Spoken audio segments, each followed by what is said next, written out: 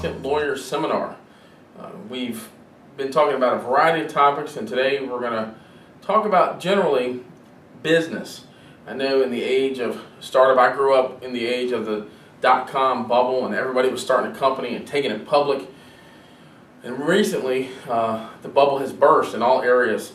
However, business is still very important. So I want to talk about how do you take your business from a concept to a reality.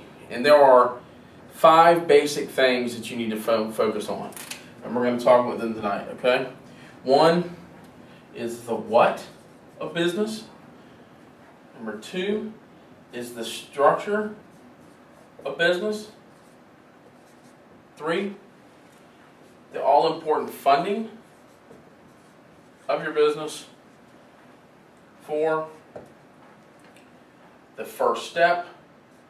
And this is kind of counterintuitive because you would think that all of these are first steps, but that's not true. And then finally, 5, the all ever dreaded paperwork.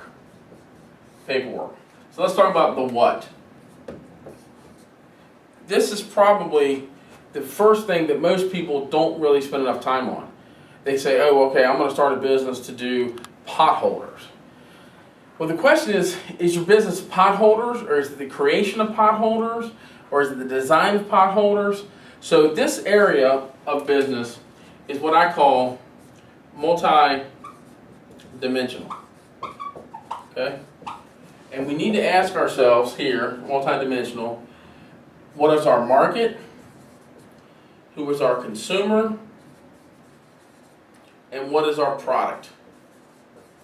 Those questions should be answered at the beginning. Secondly, what is our structure? Now I'm going to switch pens here because we're going to have to go to a better color. What is our structure? And those are questions such as, do I do an incorporation? Do I want to do an LLC? Do I want to do a partnership? And you're going to have to ask your local attorney or in your jurisdiction, in your state, what would be the best. I can tell you that from my point of view, these are bad. Stay away from those, but you may want to focus in here. Now, funding.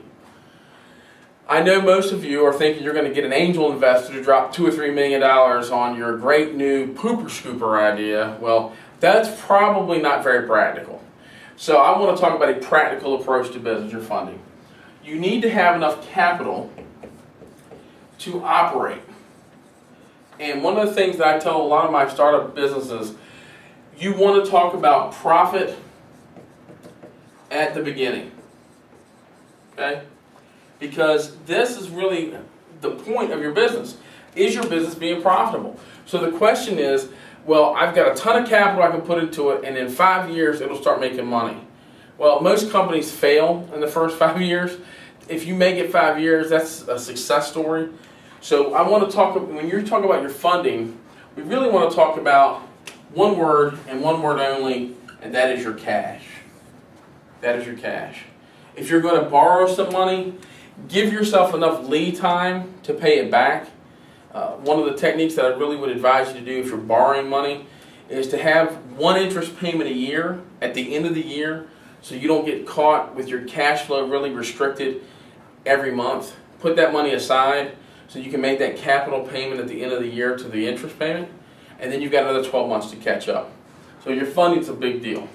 Let's talk about the first step. This is very important. Do a transaction.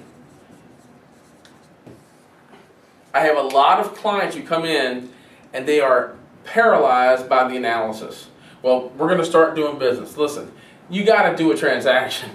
You've got to go out there, and if you got a product to sell, you got to sell it. If you've got a service to provide, you got to provide it. Don't get so caught up in the format that you forget the substance. That's the first thing. Do a transaction, step back from it, look at it, and say, okay, we just did some business. We put some business money together, we did a transaction, we sold a product, we sold a service, get a survey of how well that went, and then go from there. So the first step is to do something. Lastly, and this is very important, your paperwork. Now, I want to tie this to the following people on your team: your lawyer, your accountant, okay, or your CPA or bookkeeper, and then finally your insurance person. All of your paperwork affects these team members and their ability to provide the level of service that you're going to need to be successful. You should have your legal documents prepared by a lawyer. You should have your books set up by your accountant or your CPA. And then you should have your insurance company make sure that all of your insurance is put into one binder. Now I know that seems like a really practical, simple thing. I've got a lot of clients who go out and shop insurance from various different agencies. They got insurance for liability over here, they got it from over here. I really oppose my clients doing that. I really want them to say, have one insurance broker handle all their insurance needs. Their compensation insurance, their general liability insurance, maybe even their health insurance. If they can get that done in one place, that allows you to have a repository of all this data easily accessible. If you've got all your legal structure together, put a binder together, that's all your legal stuff. For your books, I really recommend that you use QuickBooks. That's a universally accepted format for doing accounting. Having your bookkeeper come in, set up your different chart of accounts, and that's the type of things you're going to be doing to create income, and set up your chart of accounts for your expenses will allow everybody on your team to communicate. And that's what you're really trying to do when you set up a business. You're creating a new entity to develop new ways to generate revenue, and all of the underlying structures want to be communicating with each other nice and easily. The better you have that communication, the more profitable you'll become. So these are the first 5 steps of taking your business from a concept to a reality.